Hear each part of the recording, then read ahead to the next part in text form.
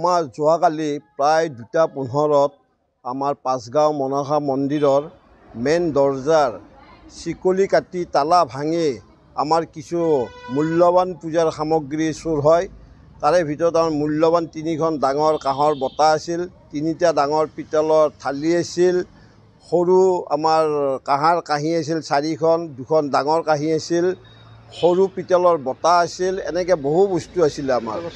এইখিনি পিতলৰ চৰিয়া আছিল 4টামান, প্ৰায় লাখৰ ওপৰৰ বস্তু আমাৰ চুৰি হৈ যায়।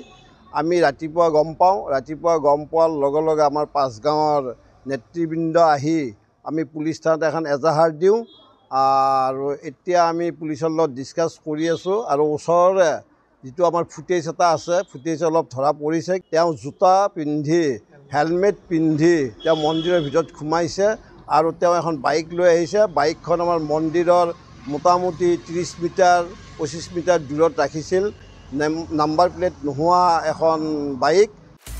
আপুনি বিচৰা বাতৰি পাব কেৱল নিউজ 18 এপত। নিউজ 18 এপ ডাউনলোড কৰিবলৈ স্কেন কৰক এই QR কোড। গুগল প্লে ষ্টৰতো পাব এই নিউজ 18 এপ।